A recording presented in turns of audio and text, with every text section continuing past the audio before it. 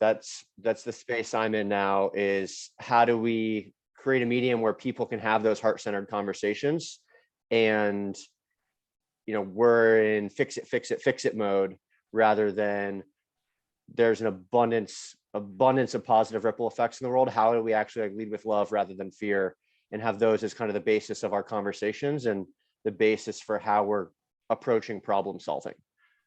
And yeah, then Indy and I very serendipitously connected through that, and he mentioned this project to me, and yeah, I'm excited to learn more.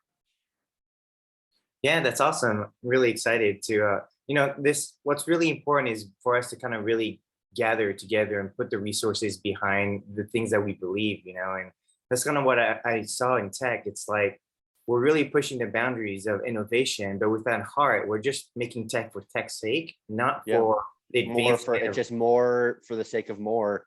Exactly. Right. And so we had to really, but yet, like, we can't just go, oh, okay, tech is bad. Like, actually, tech is who we are. It's what we create to support ourselves. And so I think it's understanding what's out there, and then really putting our weight in our resources and our attention. We talk about consciousness, and I think that's all about awareness. Where is our awareness, and how are we going to back it up? And I think this is where, like, the leaders who are actually doing the building, right? Because there's a lot of leaders who just tell people what to do, but I think it's the ones who are building new things now that are going to really start leading the charge in a lot of these new industries, right? Yeah, and there's the part of the building piece is it's like, where are you currently at though? And if all you're trying to do is solve problem rather than I learned about this very recently. I might totally butcher his name, but Dr. Michio Kaku, he's dude, that sounds like a made up name. Hold on, is that no. If you look up the theory, it's called the God. What's the book? He's basically like a not a theoretical physicist. I learned about him on the Tim Ferriss podcast. String theory, yeah. And he kind of defined what is consciousness, and he was describing it around kind of, we have all these feedback loops, and it's around our time, like, what is it? Space, time. Space, time, and society. And so, yeah, just the ability for us to now align on, like, get people together to talk about what is the story of the future that does light us up and excite us. And then how can we take where we're at right now and not look at it through the lens of everything is bad and broken to be fixed, but knowing that this is the imagined future we have, can we actually reframe the way we're looking at the world right now, of like the technology we're on right now? I can focus on all the things, all the mining that it took to get me this computer and or I could focus on the abundance of positive ripple effects because of what exists. And now we're expanding upon what's whole rather than seeing the world through holes. And it's all wonderful theory, but then when you actually put it into practice of how do you mobilize, a whole school or a whole community or whole company to approach innovation and problem solving through that gratitude-based expansion lens, it's, that's when you kind of get into how are you building heart-centered technology? And that's what you're trying to do, is how do you kind of incentivize heart-centered conversations while meeting people where they're at? Because most people are in fight mode. Everything is bad. Connecting with people and talking through it is like how we inch our way forward and continue to expand on it, I think. Yeah, for sure. And I think specifically why we're also speaking to a lot of the younger audience, right? I think it's because they're at really the real crossroads where we as adults realize they don't have any guidance for the future, because, as the buildings are falling down around us, right? We're figuring it out, but we have more tools, while they, coming in with like barely any tools to survive. Like, I think this is where it's almost like, how do we work with them right away, rather than believe that we have to drop all this knowledge in them until they're like productive? I think they're ready to go. I think we're all born to ready to go. And I think that's where if we trusted ourselves as, you know, divine beings more, and seeing like that soul within us, I think we'll be able to remember the things that we've done before and be able to evolve in a much faster pace, rather than like the old ways of like, well, that's my idea, that's my patent, put that my name on it. I spend like years and years getting my name on it before I can show it to people. By that time, like, we moved on. Like, hey, Yeah. you know, like technology moves way too fast, and we can do so many things now. And you know, the old days of like, I call it like pissing around your tree doesn't make sense anymore. No, it's what, Indy, what did you describe? It was a cooperative business model. Yes. Even the idea of resourcing knowledge, right? Like, it should be collaborative too. Yeah. Yeah. So to even jump into our conversation to make it productive for what we're doing, Adam, still we still didn't hear word if it's June 13th or 14th or whatever. So it's still up in the air. But one of the things that Adam brought up when I spoke to him about this was that he actually has potential facilitators in LA for the work that they do. Can you explain a little bit about like how would you, like, maybe you meditated on this already, like how would a dome facilitation with your storytelling, Onora storytelling work? And then just want to throw in there too, we're developing and contemplating creating NFTs around the kids showing up to these different exercises in the domes. So the kids earn like pieces, like keys to an NFT that they end up getting to have once they go to all the different play shops. So yeah, how do you see it showing up? What do you think? So the NFT thing, I'm going to have to riff on that on the spot. But the other piece, so they're not based in LA, but it's someone that I would pay to bring them in. And it's actually a college freshman. And so yeah, if I'm not able to be there in general, and this is, Charlie, nowhere on our website. So there's a whole arm to what we do with Onora. And Onora, in its simplest terms, is a symbol for what happens in the world if we're mindful of how deeply connected we are, and we are intentional about the ripple effects we're creating through every interaction we have with all living beings. And so in terms of activity, or in terms of the way this actually goes about, is, Charlie, you know how you mentioned that instead of more or less like treating everyone as a container with like an empty bucket, and it's my job to fill people up with an empty bucket, people have seeds inside of them, and it's our job to water the seeds that are already in them and see what sticks and see what flows and flourishes. And so the example that came up when speaking with Indy last is, and this is why that one student in particular really comes to mind, is because we it's TBD if they're going to do it in their university right now, but we designed this activity that's around food and basically who makes your food and connecting people through food. And so think of it as around a lunchtime activity where you have the people that are enjoying the food, and you have the people that actually, whether sourced the food, made the food. So those are kind of the two parties involved. And so everyone's enjoying a meal together. So you like literally like it's lunchtime. Okay.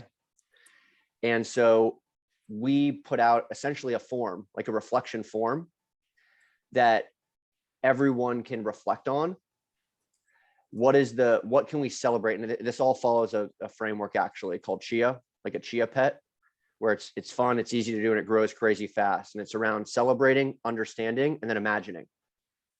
So celebrate, understand, and imagine. And everyone is writing, like reflecting on the fact that we have this food, like what's the positive impact, positive ripple effects that I'm experiencing simply because this food exists. And there's a series of reflective questions that we can ask, like, what do you love about this? Like, you're basically crowdsourcing all the positive ripple effects, all the goodness from this experience that you're getting to enjoy together.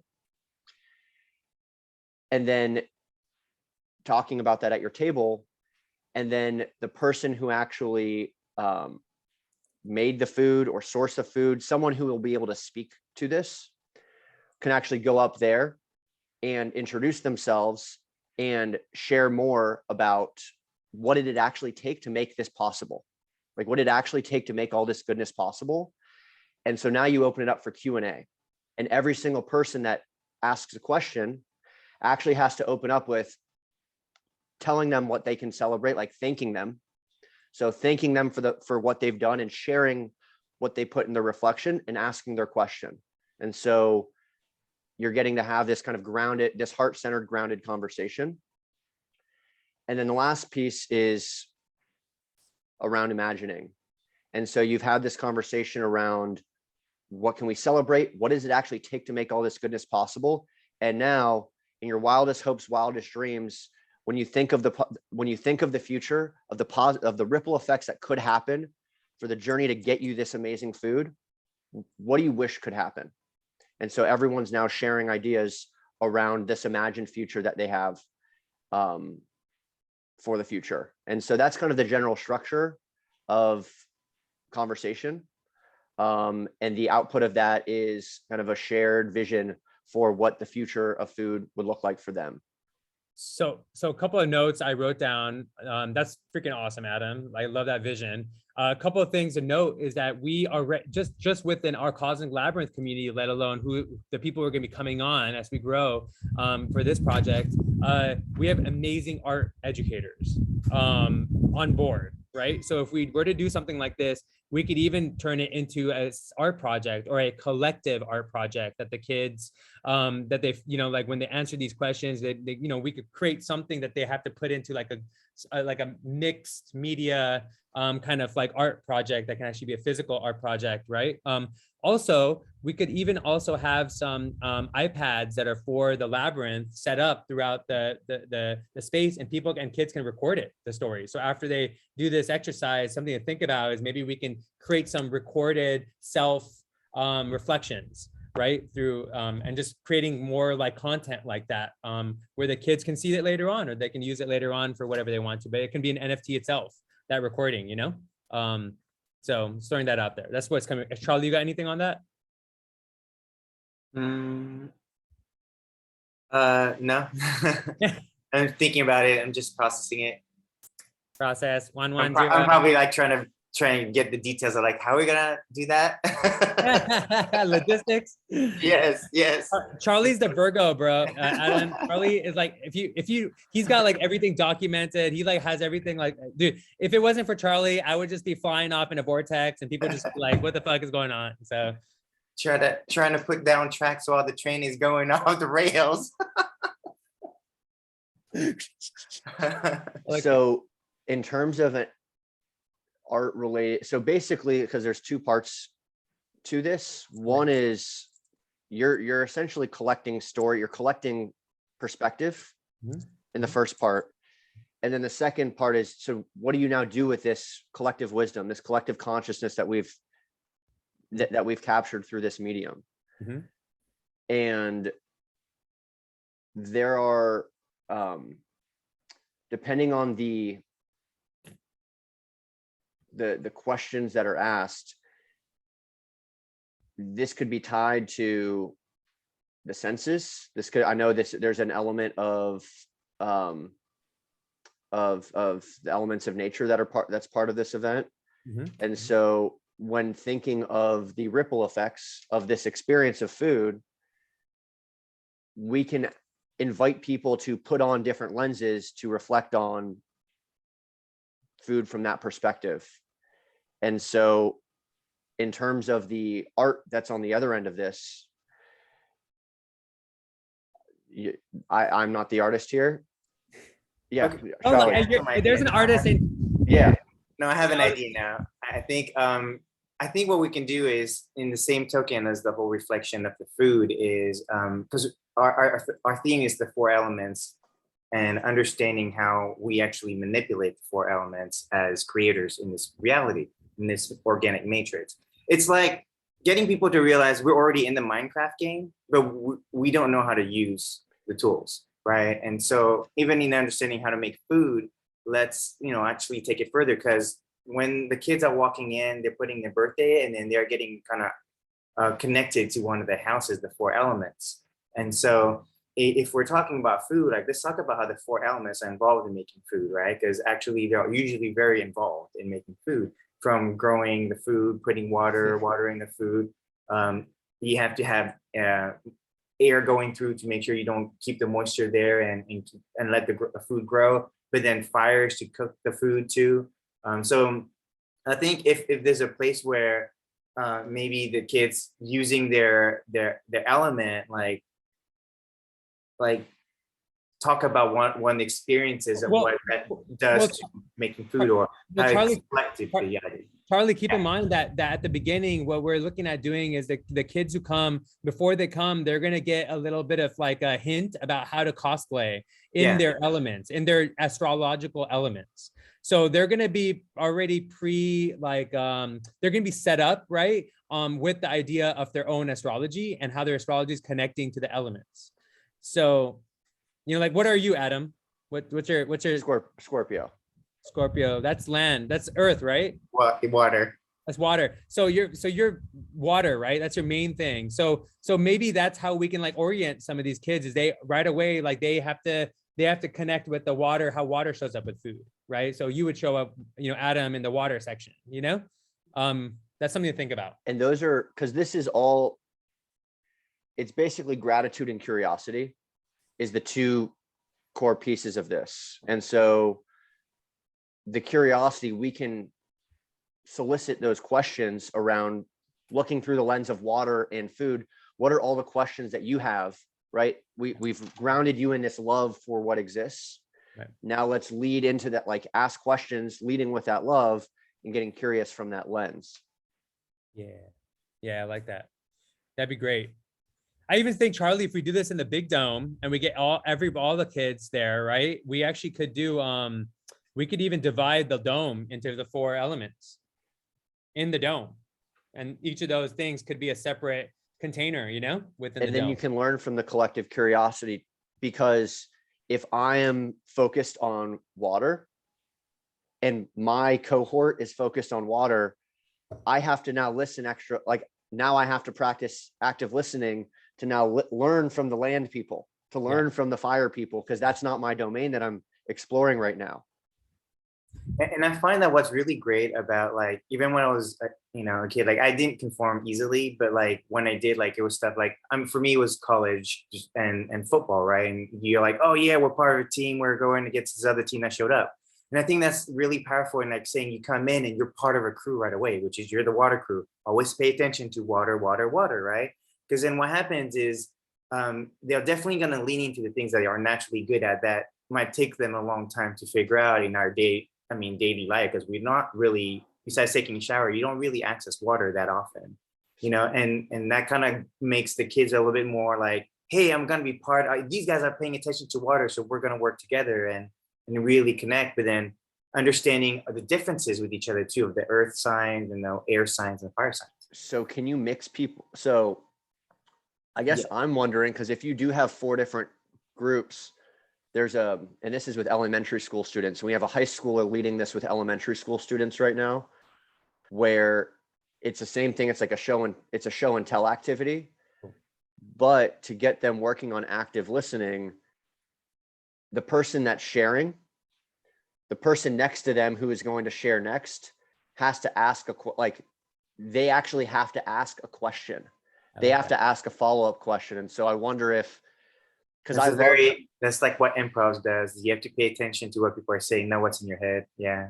Because if I love, like, from a sports standpoint, like everyone gets it. It allows people to, if you're team fire or team water, like you feel cool. You're like, oh, that's my tribe, that's my people. But since we want to teach around the connectedness of all of this, how and you guys might already be designing this, how does wire and fire and air and land, how do you learn from one another in this setting?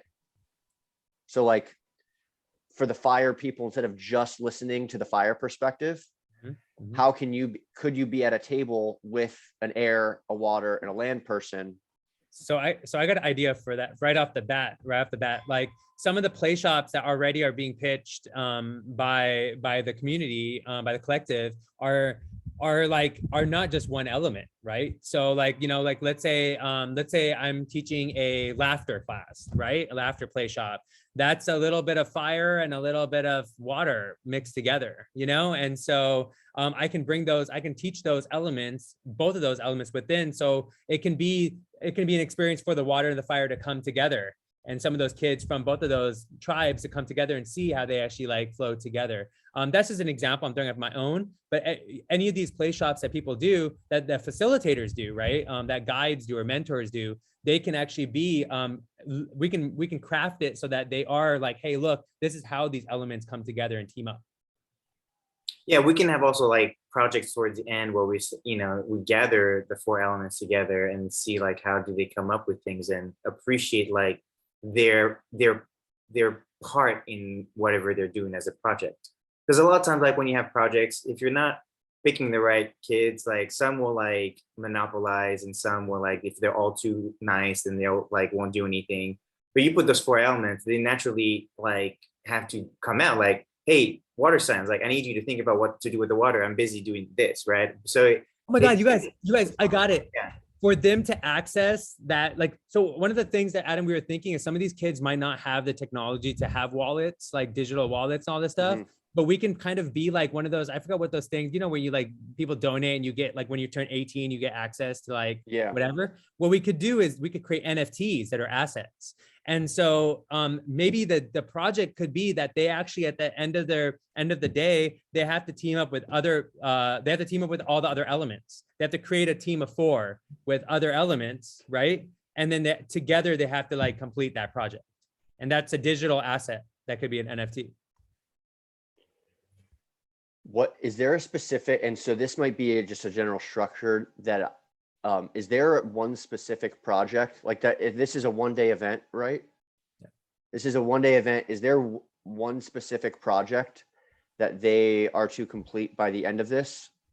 We haven't figured that out, but that's now coming into view now, Adam. I think you were the missing ingredient. I mean, we've been mostly heartstorming for the last couple of weeks, just where we could gather really where everybody's coming from.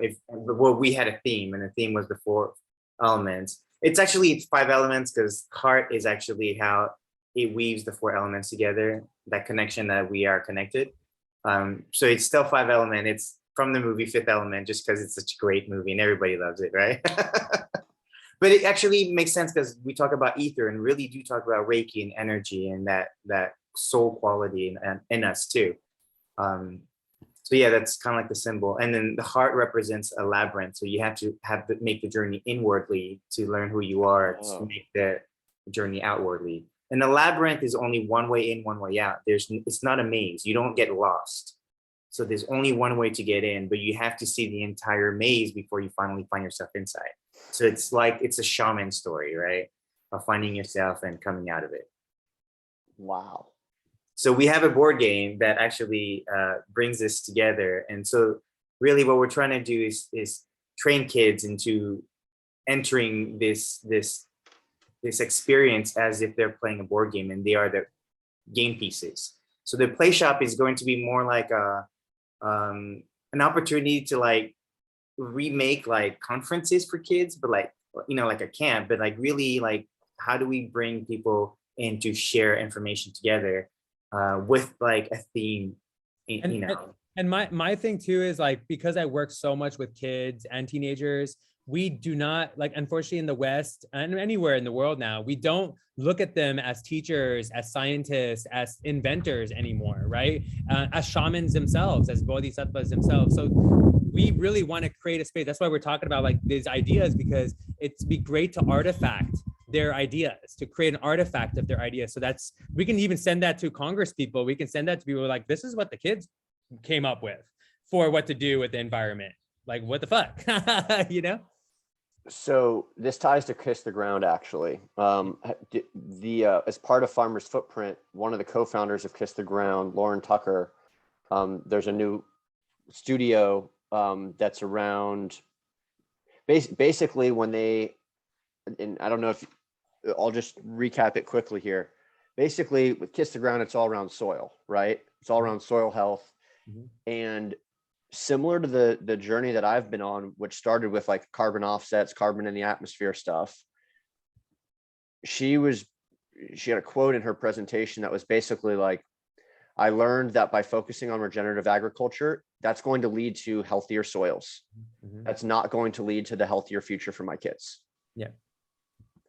And so as part of the studio, like as part of the introduction to the studio, it was a very quick reflection that she had everyone do. And this is all with adults, Oh, which was wow. imagine imagine what you had for breakfast today. Like, look, what do you have for breakfast today? And imagine the journey that it took to get to you. Wow. What value is on that journey? What value is added and what value is taken away? And what value do you wish was added? Charlie, that's like my meditation before I eat. Yes. You link to everything that like is in your plate, right? We link back to how it even showed up. However far my imagination will go, you know? And how many thank yous can you get? That's my thing is systems change starts with a thank you. Thank you. So can you thank the source? Can you thank the chef? And can you thank someone else? Like, who can you thank for enjoying that meal with you? Whether it's yourself or someone else, like literally put your phone away and like enjoy that meal with yourself, and who's the company that you can enjoy that meal with. But so she ended the reflection, which is basically everyone wrote that down. And then the conversation was around, what does this tell you about how connected we are to our food and what we value about our food? Mm. And then closed it with, in your wildest hopes and wildest dreams, like what value do you wish could be added? Like, what do you wish happened? And Cool. so people went in whatever different directions that they felt called to go in. Cool. And I don't know how real time this could be done, but it depends, it depends too, because we have like, we could have like photo booths set up, like semi photo booths, like, that's something to think about too, ways we can play with that. I'm also thinking about some of the foster kids we're bringing in are going to be teenagers. So that's we're talking about different, like their ability to do things is a little bit different than the younger kids, I mean, I was thinking we could at least do when we're eating, and then probably have like time we're eating together. We can do this meditation. We can have the conversation. Maybe before we eat, we talk about where does this food come from, so that when you're eating, you're appreciating. And then we can have after we eat, hey, can everyone share? What is it that we experienced in eating? Or even like hanging out together and like any great conversations around it. Like, did the food taste better? I mean, like, and that could be kind of like the major process actually is really bringing intention behind the food and lunchtime. And we can do it for dinner time too, if we even go all the way to dinner time. But I think definitely for lunchtime. Adam, we're working on getting a bunch of fruits and vegetables from local urban gardens, farms to be just donated. That the kids can even hopefully take a bag home too, not just eat. We were looking to do some conscious cooking too. We've even done play shops virtually conscious cooking, but we're hoping to do some kind of like education around cooking yummy food that's healthy and vegetarian. how far? Orange County is not far away at all. No. Eric Cutter? It's my Eric Cutter? Yeah. Yeah. Yeah. Well, he'd be cool. He'd be cool to, yeah, he would love this. I hung out with them. We know each other. So he would be really game for supporting this for sure. Eric Cutter? Eric Cutter. So there's a reflection. Is like breathing, breath work a part of this already? Not one particular, but yes, we would totally do it. We don't have somebody necessarily in charge of that yet. So there's actually I just introduced Tori to her. She just left actually. She was the head of the food systems initiative at the Ellen MacArthur Foundation. Whoa. And she's also she introduced me to meditation. Whoa. And she is Emma Chow is her name. Michelle? Emma, EMMACHOW. She's on Insight Timer as well. But yeah, Emma Chow, Ellen MacArthur. Cool. That's her. Yeah. But she actually came and spoke to all of our students. So, and she introduced our students to box breathing. Nice. And the whole premise of her talk actually was listening to your intuition and listening to your gut, and how that's manifested in her life journey. But it's something that we do at the start of every meeting with our students now. And it's actually something that I do before every single meal now.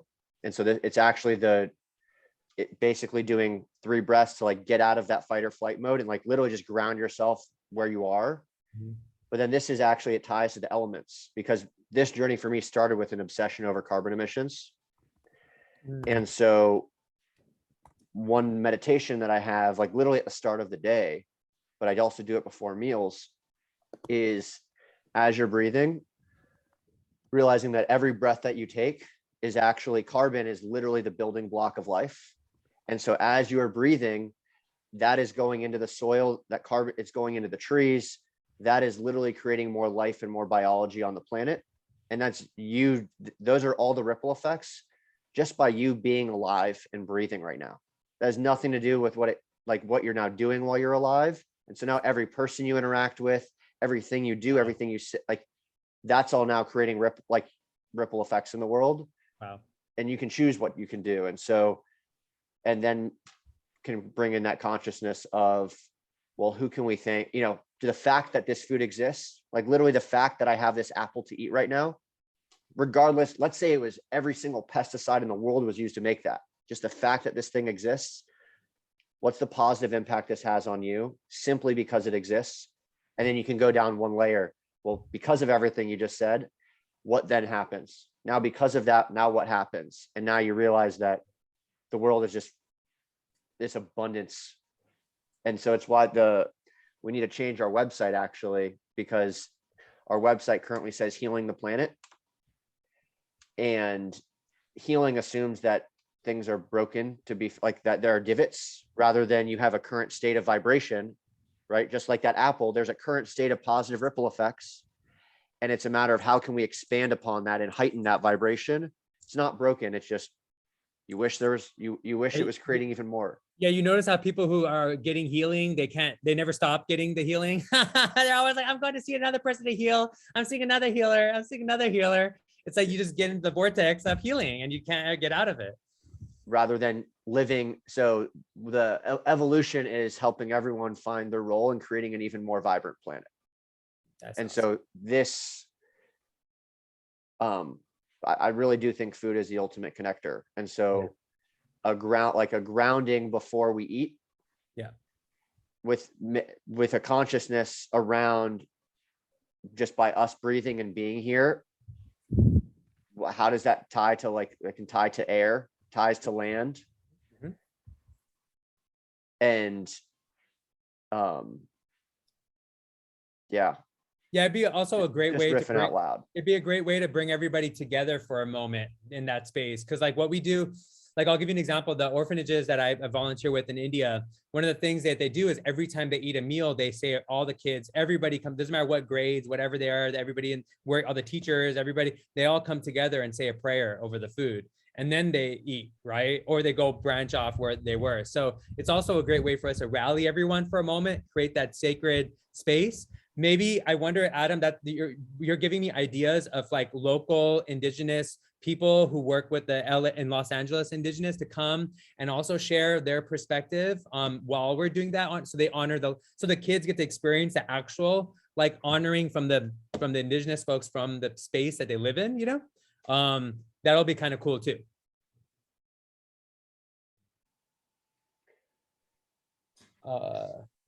Adam, have you been to the Wisdom? Never, no. And I actually, there's a chance I'm going to be, we'll see. There's a chance I'm actually in LA for like 24 hours this weekend. Okay. You should go because there's they still have a museum experience that's going, like a kind of like a show, mystic experience or some shit like that. So even if they don't have a show going on, like per se, like ecstatic dance or something else going on, you could still go check that thing out, Cool. Where are you at? And Adam, where are you I'm at? in San Diego. Oh, San Diego. Yeah. Charlotte, where are you? I'm in Houston. Cool. I was next to someone on a plane from Houston today. Oh, nice. I used to be in LA. That's where Indy and I met. Cool. Yeah. And Yeah, Indy, how actually- long are you? ahead. How long are you in Hawaii for? I mean, I'll be back for sure for this thing. Okay. But outside of that, I don't know. You're Hawaii, like, because I met you in San Diego. Allie asked me, "Where is Indy?" I was like, "I actually don't know where he is right now." That's a good question, Charlie. Charlie, where is Indy right now? Yeah, we were gonna do a whole skit around that, dude. We should.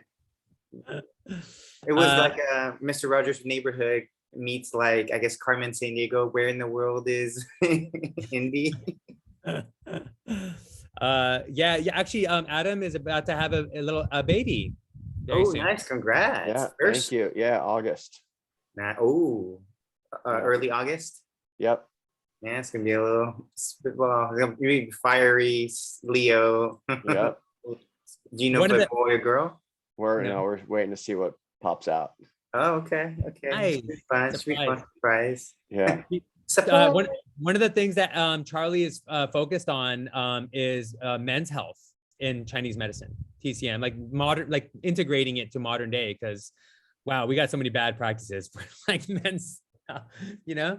Yeah, and I think just the whole even just bringing a life into the world has, been looked at a little not as where we should be at. Like it should be like this amazing experience, and sometimes it's been like turned just into science rather than much more beautiful experience. Even in the medicine behind like bringing a child into the world, like it's not the doctor's schedule, guys. Like I get so upset with that. Like, you breaking astrology here. The soul knows exactly when to come. It's like, no, we're gonna bring him in on this date. Yes, exactly. Yeah. It really comes down to life, and like literally like what we're talking about and doing here, and even that is like literally creating more life. And life can take like life. This conversation is literally breathing more life. I've mentioned this to you, like it literally is a regenerative like it's breathing more life. And yeah, it's a different way to look at having a baby too, is that it's literally just life. That's not my job to be like, it's empty. It's my job to cram everything into it. It's like, nope, it's got all these little seeds inside of it already. Like, what's going to water? What can we water? How can we meet it where it's at, rather than treating it as, oh, it's broken and it's my job to make it great. It's whole. And me, that's in part also like for me, one of the reasons why I'm excited to not find out, embrace as much surprise as we healthily can, to really meet it where it's at, and not have expectations, to really meet it where it's at. And that's a good way to start it, because it will be that way no matter what you choose. Yeah. As he's 1 year old, 2 years old, it's going to be a lot of unexpectedness. Yeah. So you might get used to that. And if I'm all focused on my expectations rather than helping it live and explore its light as best as possible, that means I'm not taking the time to learn about what its light is, what does light it up. And active listening with the kids too, right? Yeah. Actually, Adam, if I could give you a tip, an experiment. I love, to experiment with is start like I don't know if you have a singing bowl or no, but we were just talking about starting doing ums and just umming. Yeah, music and umming. Start umming. And here's the thing: even if you pick like a tune of music that you want to play, or just pick a tune, find like some simple tune and play that like regularly every day with the baby, right? And so when it's born, that might be a way to cool it, like when it's stressed out or like not happy or just being angry. That can become like a way to soothe the baby. Yeah, it's that's the thing that we don't talk about, is actually the 9 months that the child is in that womb, like we can communicate with them already. And I think vibration is the best way of communicating. So, I mean, that's what people say, like the voice of, the father talking through the baby, that baby can recognize the frequency of it. The mother also, right? Because they're already in there, but it's usually that sound that is the most drastic for them to recognize. In a lot of native culture, they actually would sing with the child in the womb So what they would do is when the child is born, the village knows their song, so that it's like, usually I think when we're distressed is because we're going outside of who we are, and we're going through the ego of like what we believe we are. And then usually like bringing back your song is like, go back to balance, and you're like, following the harmonics in your own mind, and then you'll find like that peace. So that's what like this music, and even the idea that your voice is actually the only frequency that will bring you back into balance. Like if you're chaotic, your own voice actually will cancel out the chaotic voices. Like it's really interesting. You This is got all phenomenal. I love it. Thank you. This is phenomenal. Yeah. you got an experiment, bro. It's brewing. An experiment is brewing there. You got to go have fun with that experiment, you know? Yeah. That's what I'm gonna call my kid. Experiment. Sometimes I think this is why women were giving the rights to have children, because if the guys were making it up, they'd be like, let's have an experiment. And she's like, no, this is out of love. It's a love experiment. Yes. Love experiment. Yes. Definitely. Well, and that is something that I constantly have to check myself on, because even while we're talking about, ideas and such for this, brainstorming versus heart storming, when you said that, I was like, oh, wow. Like because so much like this event is really catered toward a very, very heart-centered, but so much of what I'm focused on is how to take what I'd call the very fluffy, the very spiritual, the very fluffy, and how do we translate that to meet people where they're at, which is not so. Like I sometimes have a tendency, like we could have this conversation and be like, oh wow, this is everything what you're about, because then on the other end I'm trying to translate it into, call it the 3D where people are at right now, and it's like a Trojan horse. So like if I went in saying, oh, it's all around community and consciousness and collective wisdom, that's not the language people speak today. No. And just like the maze, like tuning into gratitude, I'm still trying and leading with love rather than fear. Like that's all stuff that I'm currently trying to figure out how to use as like a Trojan, like take something that people can consume and use that as a Trojan horse for consciousness and connection. That's awesome. Way easier said than done. I sat down with a lady who's here in Hawaii, and she's a teacher, and that's exactly what she shared those words with me, with what the work she does with her kids, because she works in like 3 different counties here in Hawaii as a distance learner. She's teaching English, but she's like, I Trojan horse like all these spiritual things in, and I was like, dang girl, she's an older grandma, but she's like rocking it. I'm like, damn dude, that's brilliant. So I feel like we've all experienced a little bit of that like censorship, where we have to be more creative in what we're trying to bring out, because not everybody can go up to those levels, right? If they're living in that like fight or flight experience, we do have to. I use entertainment and games as my way of like tricking things. But if it's not fun, no one's gonna. That's the thing, is if it's not. Exactly. This is why I love, and this was never my intention to work with kids on this stuff. Like that really unexpectedly happened, where a teacher reached out and then it sparked the idea of kids. But when you can't BS a kid, like if it's not intrinsically fun, like adults, you can rationalize with this story of like, oh no, this is good, so suck it up and sacrifice, and you can get enough people to rally around a sacrifice, but you're just miserable the whole time. Mm-hmm. Kids are not going to just won't do it. No. And so like the way you just like I love that labyrinth. Like I love, because it is the most beautiful symbol of like, this is a fun, like it is intellectually stimulating. It is just get you going. But yeah, it's getting me to the game. You don't realize that what you're doing until you're in it. Yeah. And yeah, like Elon Musk's education company SOILstice is like playing around with this similar concept of like, how do you gamify schooling?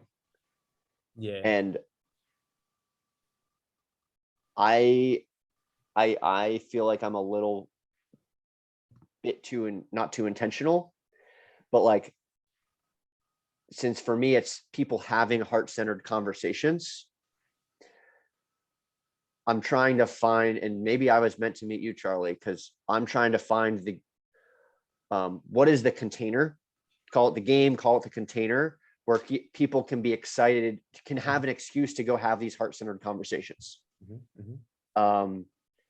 And yeah, and right now we're piloting it with Farmers Footprint, actually, for people to go have these heart-centered conversations with their favorite restaurants or farmers at their farmers market. Right. But we have yet to. So that's something that I'm glad you brought up, Farmers Footprint. That's why I went and hung out with David last week, and I'm actually going to go see Ryland's mom tonight. She's out here, she has a farm here, but like my intention also is to bring them in and be like sponsors on this, but not just sponsors, but for them to have some sort of like, I don't like the idea of a booth, but like something more like festival-ish, like a little den, or we can make cool like little sections, right, where they can, like, kids can plug in to these different organizations and get more involved and become more agents of change with these groups, right? Because Farmers Footprint and Kids Grant are awesome, but there's other like organizations all throughout LA that are doing other things too, like Tree People. There's so many great synergies, right? So for us to connect the synergies rather than like it's one organization's event, it's like, no, let's be more decentralized about it, So I'm a little biased just because I've loved RPG games, and specifically open world are very common, like major game changing for the more creative strategic player like me, right? Like I'm not a shoot first, never ask questions, right? Like I'm more of a, hey, let's figure out how we can work together to like do quests. And so I think what's really an opportunity here is my place in gamifying is really actually never into the escapism of gamifying, right? But it's actually in the reinforcing your reality as a gamification process. Yeah. Yes. So what we're trying to do is really for us is a lot of personal development first, right? And so that's why the 4 elements are super important, because eating is a huge part of who we are, because that's how we get energy and grow. So definitely like the farmers. But the idea that we have so many communities and so many businesses doing all these amazing things, that's really your quest givers, right? Because that's the people who need manpower. Dude. And the kids, the avatars, we are the manpower, but we're lost. We're not connected to our community because we don't know how to request. Somebody threw away our manual when we were born and go figure it out. So we're like, hey, here's the manual. I pieced together some things from our ancient ancestors. Let's put this together and see if we can build quests with the people around us to give kids more opportunity to actually relate what they learn into the real world. Because I hate that we go into a box, learn books, and go figure it out. Your books don't make sense with the stuff in the real world, guys. This is just we are right where we're meant to be. And you're blowing my mind right now because of the like Andy described, like the puzzle pieces that are missing that you're just putting into place right now, even the words. So what we're doing, I call it gratitude-based learning and innovation. And so basically, how is the real world is your classroom and the community are your teachers. And there are basically right now, there are high school, there's a company, there's a university, all these different people that have said, oh, I'm really down with this reframed way of thinking about how do we improve our environmental impact? Like, rather than let's tear it all down, it's all bad, how do we actually recognize the abundance of positive and then actually go and connect with our neighbors and learn about what it looks like from their point of view? And so how are we crowdsourcing wisdom? So what happened recently was a company was like, I'm so down with this. And this is, I call all these people pioneers, because instead of quitting when they experience friction, they speak up and they say, I'm this is where I'm experiencing friction, and we sit with it and we talk through it together, because then the other side of that friction is alignment. And so most recently, this company was like, I am so down with this, but the thought of me to now go reach out to all of my neighbors, and then go reach out to all of our vendors, go reach out to everyone and have these heart-centered conversations and think, gratitude-based, crowdsourcing best practices, basically. It's like, it feels like a lot of work. And they had brought up the idea of, what if we can more or less like hire students in our community to engage with us, and they can learn more about us, and you can train them like you guys can train them in these heart-centered ways of engaging, and then they can go connect with our community and then share that back with us. And then we can host an event with everyone where everyone can learn from this collective wisdom, and we can see, oh, wow, how else might we want to apply? And so that's literally in the last like week or two here. Amazing. And so I've said 4 things out loud in the world of like, this is what we're going to do. And the last one is, I don't know how, but it's manifesting. The first is, we're going to help people do something about the climate crisis. We're going to help people lead with love. We're going to help people create positive ripple effects. And the last one is, we're going to help every community become a learning and innovation lab for regenerative thinking and action. So how do we basically help everyone become this little hub where they're connecting and continuously improving, but like based in gratitude, based in abundance, based in, great. Yeah. And recognizing that abundance. But to hear you describe it as the companies are the quest givers and we are the avatars. Indy had asked me before this around, he'd mentioned that after the fact, he was like, there's all these organizations we might want to get involved, like, and how can people get paid with crypto or NFTs to like, then do the work? And I was like, well, what I'm really wanting to do is, I want people to, I want to be an online tool for offline living. I don't want people, I don't want people to live in the metaverse. I want people to literally engage. I want you to engage with your neighbors.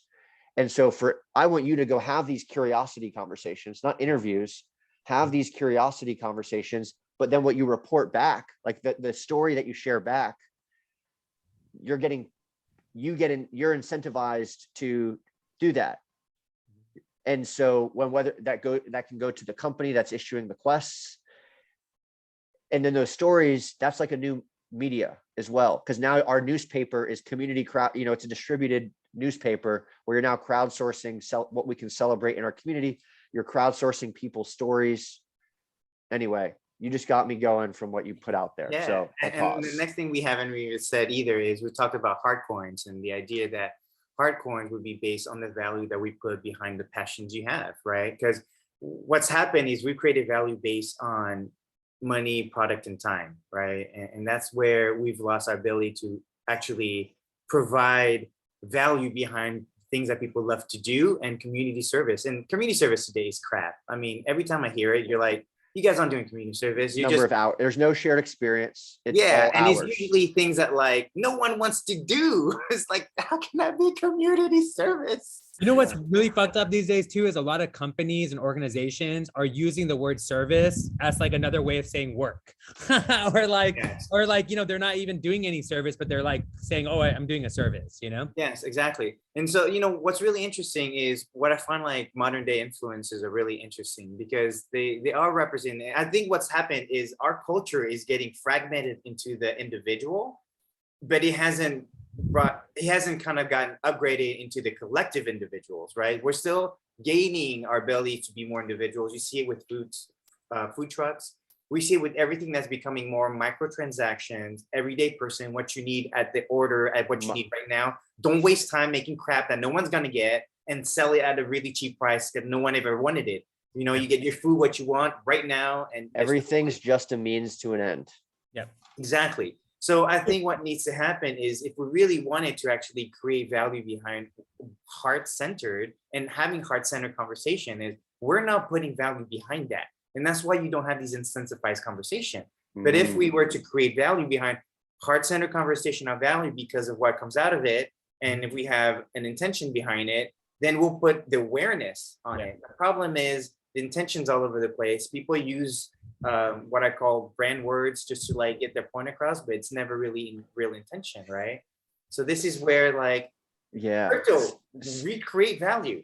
Actually, right? it's funny. It's funny. One of the reasons why we're talking about crypto and the way we are, because we're like, wait, there's like upper chakras and lower chakras. So like this connecting to the soil will be the lower chakras, but the higher chakras are what we're inventing. Like this whatever this technology is, it is something that we're creating. It's also human, but we're like, what if we connect both ways and it comes around like a torus, right? So, but right now, oh, go ahead. The crypto is actually, the currency has always been a way to connect. So that's the heart space, right? Because the higher chakra is the wisdom we get, but what you do with it, you use the lower chakras to create it. You need the lower chakras to create and manipulate the world, but if you're like, you're just copying and pasting, an old idea, you're not innovating, which is the upper chakras. So together, when you bring those two together, you create, and the currency that we have is, I made something, can somebody use it? You're like, yes, 20 of us can use it. That's a trade for value of something that I love doing this. I don't know if anybody needs it. Just put it out there and see who loves it, right? And that's kind of what's happening with Etsy. People are leaving 9 to 5, building what they love to do, and there are people paying for it. And so really what's happening is, I think we are building things that we as souls want and care, and we have to recreate that value behind it. Yep. Because the value that is currently be used for the dollar and whatever currency out there is what the bank said we should be putting value behind, right? And so now let's take that back and say, we're going to build these conversations on what is this heart-centered value. And Adam, we are planning on having some financial literacy play shops around, and having it be about talking about currency and crypto, so that some of these kids, especially because they're coming from foster situations, like this can radically change their lives for generations, right? If they understand financial literacy, but we can make it more playful and more fun and more cosmic, right? So it's not like something like a class. Yeah. Are there people that are in the financial literacy space that you guys already have tapped for that type of stuff? I mean, we're still open, but there's one girl, Jackie, she's from Buffalo. She's been in the, financial space, but we're totally open right now. If you I just didn't know because there are some people that popped to mind that I know do financial literacy stuff and did not know if, should I start looking into their thing to send on over?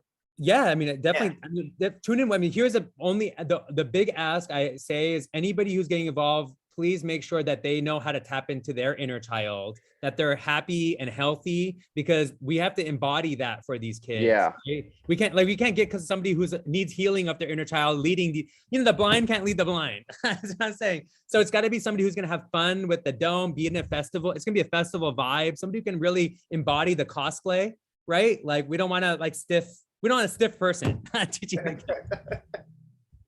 You know what I'm saying, Adam? Yeah. Yep. So it's kind of like taking Burning Man, but like rounding that out to more realistic point of view, right? But like giving that power to the children today, so they don't have this, the glass ceiling is whatever metaphor we use for like limitations, because I think that's what happens in education is they're getting limited. So we're really trying to support giving them the tools so they could feel unlimited. And also this right behind me, you can see one of the people who's kind of jumped on board. He's also a Tai Chi instructor. He has this company called Real World, and it's basically creating, encouraging people to become their own superheroes and do superhero work out in the community. So he's jumping on board. He might be bringing people. He's also going to do a play shop, but this is kind of an interesting development because this might be a way also to integrate kind of the storytelling that goes beyond the event. Right, for the rest of the summer, like how do the kids engage? What kind of content do they create now? Are they making TikTok stupid content, or are they going to make content where they're showing up in the open world, in the real world? So something to think about too. This is a possible partnership. Oh, what if each kid is actually does make their own, whether it's TikTok, whether a real like. Tie this to the food piece of like basically what do we want to spread, right? What are the ripple effects that we want to spread? I was writing down here of like, what do we want kids to take away from this? And I was just writing down like, and one of the things was around connection framing. And when you said TikTok, I was like, how can kids share their expansion of consciousness and trigger basically cues for others to walk through the world becoming increasingly more conscious. Basically, you're now walking through the world more aware. And it's an invitation for you to, I mean, literally look at my laptop. And it's not just a laptop. Think about the fact that this laptop exists. We're talking, think about everything I've written, like anything. And that's because of this thing that exists right now. Oh, yeah. And how do you bake that into your, your practice of living? Yeah. Yeah, and if kids or teenagers like document their work, it also gives them practice on like so many different levels, right? From speaking to like sharing to storytelling. So we can even create more deeper engagements on how to do that stuff in real time. But also now that becomes like their resume in the like in the open world. Do they stay inside the Wise Dome? So the wisdom is Wisdom. The wisdom is 4 different domes.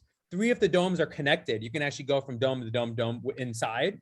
But there's outside area all around. There's actually a significant, it's not a lot, but there is like green, they have this like artificial green grass all around the domes that people sometimes do like people have like sell jewelry and other stuff at events, and they have like a food truck that's always there. Okay. So, but in terms of the kids, if they're to call it, go on, like make content, like pick 3, groups of 3 or groups of 4, take the elements, and for you to kind of come up with your own skits, like centered around this gratitude-based reflection. Yeah. You're coming up with your own skits, and you're intentionally creating 5. So you have someone so maybe it's groups of 5 where you have heart plus the 4, and you come up with your own skits and maybe perform like, and it's centered around food. That's cool. So you've initiated the reflective conversation from all these different points of view. We've now crowdsourced everyone sharing their awareness of positive ripple effects. You're now getting into teams of 5 to now go create a skit around how do we share this story? Like you've just become aware of it. Like, how do we embody this? And now 5 people come together to create that. And whether it's TikTok, whether it's written, like for you to come together around how do you want to manifest that? Yeah. It's really interesting. I think it's the giving children a way to express their voice in the community. The idea of like high school ambassadors, right? Because when you think about it, high school level, they're getting ready to be adults. They're getting ready to be in the workforce and to actually start making a mark in the world. And I think it's really important to actually teach them how to work together that is very supportive of their natural talents and natural passions. And I think they don't have role models in social media. And I think if we actually taught how to, because I've been playing with it too, like even me going to social media, like I created avatars and I'm trying to be very intentional on the kind of message and type of information I'm putting out there, right? But I think a lot of kids may like what they're doing, like to copy others, but they haven't really thought about going back to awareness. What's the awareness behind what you're doing all the time, including putting yourself out there in social media?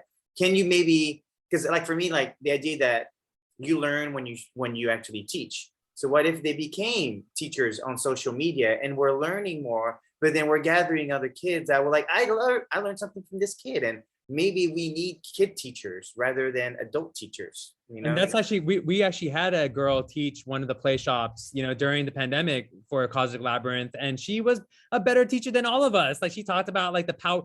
She was doing a rock painting class, right, virtually, and then just in the middle of it, she started talking about the power of water. And she like was drinking water and talking about why water is good for you, the spirituality of it, the science of it, like that. She just went on her own and was like, dude, like couldn't even have told her to do it better, Yeah. 10 years old, Yep. I was gonna say the idea of the 5th element should actually because it's a really tricky one, because it's the element that's in everything. Because the idea of spirit is actually, without heart, you can't manipulate those elements with love. You're just the scientist with it, right? And so the idea is actually, so the trick of it is really, how do you bring out the passion in the elements? Not just, I know how to use water, but if I love water, different story. And I think that's the realization that we all should be going through, right? I think the heart is a cosmic web, and even watching the Planeteers, I really hated the representation of heart. He's the biggest, to me, like, I don't want to say wuss, but he's such a softie. Heart is the power of strength of the lion. He fights for love, and I think that's what's missing. I think, like, heart, oh, it's, you know, you just love things. That's such a weak power. No, love is the strongest power we should be talking about. Even when they would get to him, he'd be like, heart. Heart. And you're like, what?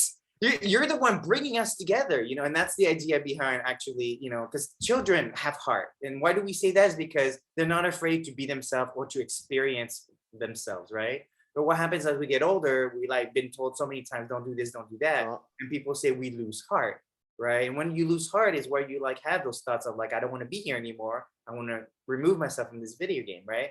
And so that's where, like, the idea that heart is, if we were going to have mental conversation with suicides, we should be talking about the heart, right? And how to strengthen the heart so that it's never afraid to live its live. By the way, significant research has showed that when people act in service of the community, like they start being proactive about their depression, anxiety, fears, whatever they're feeling, when they actually go and serve those less fortunate, or they go and work with the land, or they go, when they just be in service, right? Like actual service, physical service, their depression, their mental anguish goes down. Like literally, it's crazy. Yet everybody, they just want to talk about their issues rather than actually going and doing something. So if we can proactively get kids and teens to go and be in service during the summer, it will have a huge impact on their mental health, you know? So take this conversation as this is something that I feel rather strongly about. And actually my friend Emma and I, it's through her teachings of meditation and vulnerability that opened this door for me. Is, you know, I'll use the phrase that came to mind. It's strategic microdosing of vulnerability. Okay, so take this conversation as an example, right? We have a medium to have a heart-centered conversation, right? And you can apply this, and you can apply this to literally applies to anything in life. If I don't have any opportunities to have heart-centered conversations, to be myself, I will build up all these walls to try to protect myself, because society will burn me. Like, I need to protect myself because I will be burned. But if I can have microdose experiences where people have created these containers, these games, whatever you want to call it, where I can be my unfettered self, the more of those experiences, the more of those settings where I can be myself, I can actually lead with love rather than fear, rather than so worried about getting burned. I can live myself. I can live my light. And it's backwards thinking, though, because the same thing applies to working out. All right. You want to get stronger muscles. What do? You strategically micro stress your muscles. You literally tear your fibers of your muscles and they build back stronger. But if I did not microdose that, I would literally pull a muscle. We do that in acupuncture. It's micro needling trauma. We're creating micro trauma to actually bring blood to then let the blood heal wherever we're creating trauma. Yeah, it's the same thing with our immune systems.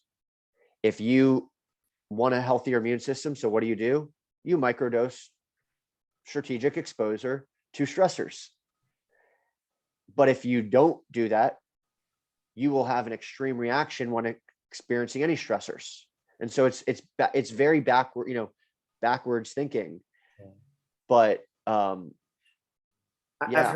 I've heard Jordan Peterson talk about it's the idea that we should allow, is it called safely?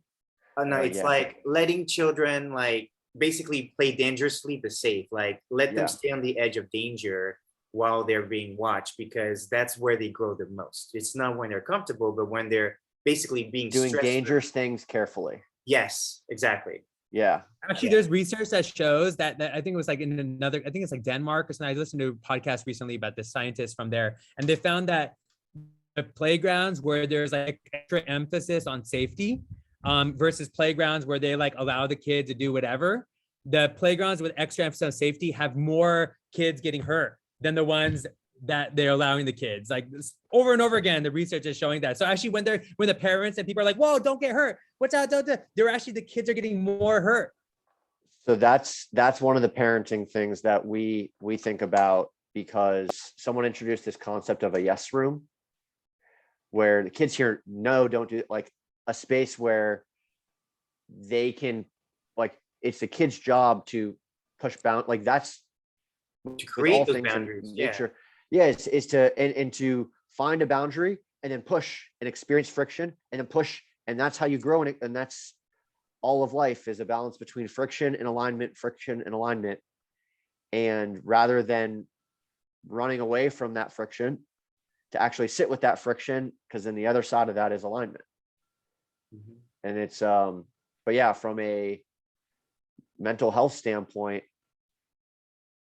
it's, you know, I was going on a walk with a friend yesterday talking about this. If you don't have those, bless you, they always come in pairs. Saw someone, they came in fives the other day. I do in threes usually. You do threes? Yeah. But yeah, being able to have a container, you know, or relationships where you can sit with that friction.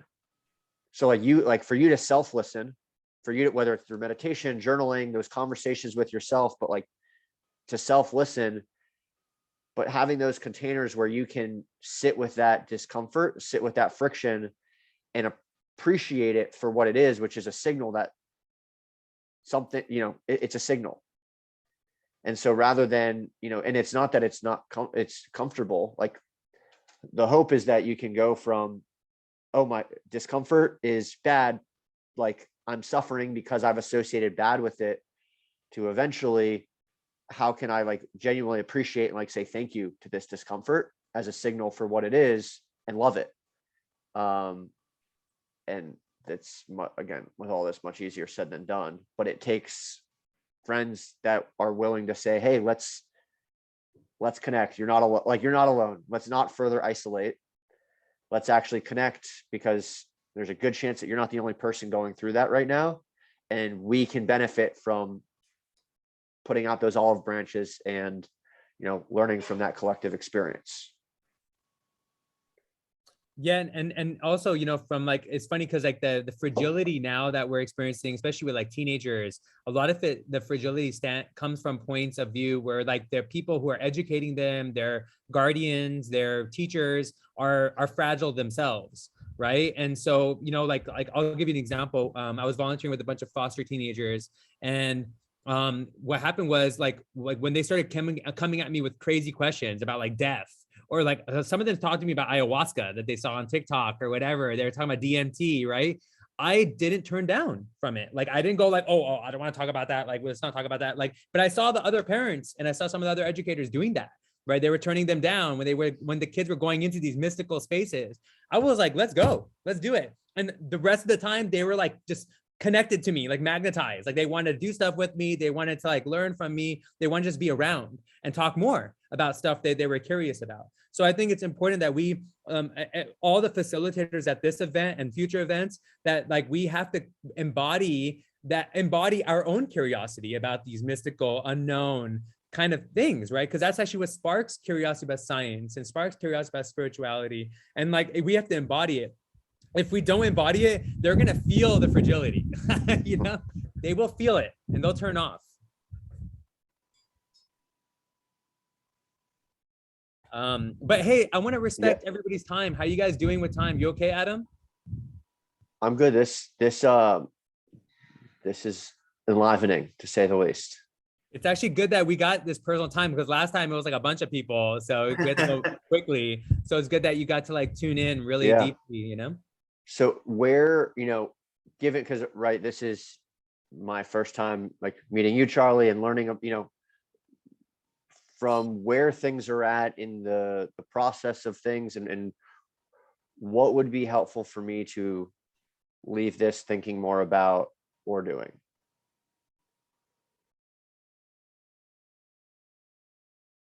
I think let's see, because we're still kind of trying to get everybody, like we're kind of also not, we don't want a strong structure, but we actually want to just see who shows up and then what's going to happen, because it's also part of just that space where we're just creating together.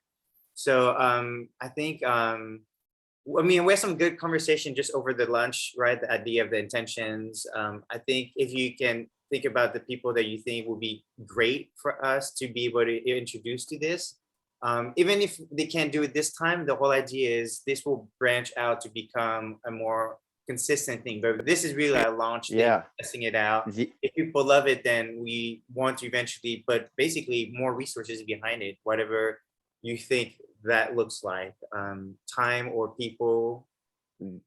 I did throw one person in the chat who 1,000, and like, Indy, when I met you, I was like, wow, you and Wyatt would be an overwhelming amount of love between you two. But yeah, he actually teaches song manifestation, and his background, by the way, is also in like biogenetic engineering. Like, he basically was like, how can I heal myself through like genetically engineered machines in my body? To quite a journey here. And anyway, and I see also like I'm a big fan of like strategic networking, and I definitely think that, like, I haven't actually taken the step, Adam, of including Kiss the Ground and Farmer's Footprint with this. But if you were involved, now the synergy of that would be even more potent, right? And I think for us, because I really love what they're doing, but I want them to connect to kids, right, more. And that piece is kind of missing, because it's going to be. Well, I actually spoke with Wyatt this morning, because I had mentioned Wyatt to Tori about a Santa Barbara soil music festival. Okay, this is how crazy connected this gets. And then I told Wyatt about Farmer's Footprint. He joins a food as medicine conversation, and him and Tori have a one-on-one. They did not make the connection that, like, they did not make the me connection. She did not. And so Wyatt is very much into Web3 crypto, and was having a conversation with her around how do we bring people together for food into this space, and how can that be done? And Wyatt did not know that we were doing a project with piloting with people in Farmer's Footprint around having heart-centered conversations with your community within the food system. And the idea that you had planted around how do we tie that all together in terms of crypto and those conversations. And so I'm connecting with Tori on Monday around that piece of things, because for the Honora side of stuff, we're trying to figure out, like, what are we actually creating, and seeing the degree that Farmer's Footprint can kind of be, if the way that we're modeling this to the 3D world is we're creating a community crowdsource project about regenerative best practices, and what happens if you have everyone in the Farmer's Footprint community getting funded through Farmer's Footprint or Rodale to have these, to crowdsource best practices using this approach. But, they're more or less like funding a research report. And so we're trying to find ways to map what we're doing here. But anyway, that's kind of how weird things are connecting right now. And we did a art and a movement play shop with Farmer's Footprint. Cosmic Labyrinth did, and that was super fun. And we actually had kids create paint with stuff from their backyard, and